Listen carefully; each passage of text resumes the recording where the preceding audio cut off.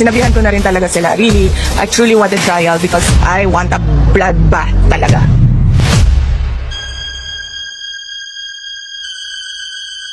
Bad shot yun sa akin. Unless she says sorry or whatever. Maybe she will, maybe she... Nakita ko siya ulit, di ba? Sabi mo, behave. Sabi ko, wrong person, honey. Lisa Marcos, naalala mo? Nagpadala ka sa akin ng video? Sinabihan mo ako saan kukunin ang pera. Pinakita mo ang muka ng tao doon sa video message mo. You sent me written instructions about money. Millions a month. Anong nakalagay doon sa envelope? DepEd. Anong ginawa ko? Binigay ko sa DepEd. Wala ka kang posisyon sa gobyerno. Namimigay ka ng pera ng gobyerno eh. Sira ito yung tangal kapag kasama ko sa office sa Vice President. Sasabihin niyo sa mga tao, nakaw yan, confidential funds yan. Niwala nga kayong isang proof na confidential funds yan. Naniwala lang kayo sa isang babae na ang pangalan ay Gloria Mercado na nagsabi confidential funds yan, na hindi niyo nga nilabas, na wala pang confidential funds, meron ng white envelope. Kasi 2022 pa lang, may utos na ng pera sa DepEd. Tapos kami yung nagsisinungaling. Nagpipigil ako eh. Kasi gusto ko lang magtrabaho. Gusto ko lang tapusin nyo na yung show ninyo saan sa House of Representatives para makabalik na kami sa trabaho namin. Tapos ganyan ang gagawin ninyo sa amin dahil hindi kami sumusunod sa inyo. Dahil ayaw na namin tumulong sa inyo. Ganito gagawin ninyo. Presidente ka. May speaker ka na involved sa bribery ng Supreme Court Justices.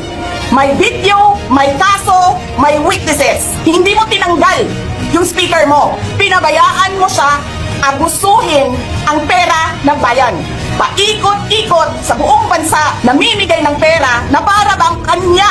Eh di ba nga, lagi niyo sinasabi separation of powers? Anong trabaho ng legislative branch? Gumawa ng batas. Anong ginagawa ni Martin Romualdez? Nagdidirect ng DSWD, namimigay ng ayuda, nagsasabi kung anong ibibigay, anong gagawin, sino ba ang presidente dito? Alam nyo, alam namin, mali ang ginagawa ninyo. Sinabihan ko lang mga kasama ko sa Office of the Vice President, pasensya na, sumunod na lang tayo para matapos na sila. Nagulat ako kasi merong mga lumapit na miyembro ng House na humihingi. Hinihingi nila yung parte ng 5 billion na budget. Magkano ba ang amin dyan? Magkano ba ang amin dyan? So sinabi ko, hindi pwede ito. So sinabihan ko yung isang congressman, sabihan ninyo si Martin Romualdez na hindi pwede chap-chapin ang classroom construction na 5 billion. Hindi nga ako pumayag na kunin yung 5 billion, dinagdagan nila ng 10 billion yung classroom construction ng Department of Education. Yung 10 billion na yon hindi kontrolado ng Department of Education. Controlled yon ni Congressman Zaldico at Congressman Martin Romualdez. Hindi ko na kailangan ng corroborative witness dito dahil makikita niyo yon sa papel. Makikita ng taong bayan yon sa papel. Net, 5 billion. Lumabas ang budget approved, 15 billion. I truly want a trial because I want a bloodbath talaga.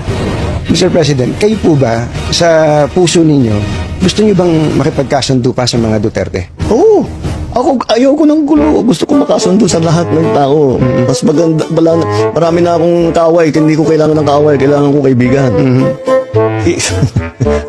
Hindi ko. Magko-confess ako dito. Ngayon, OVP pa lang din ng papadrug test. I wonder why. Hindi ako tao na nagpapaareglo. Tsaka hindi ako tao na nabibili ng pera.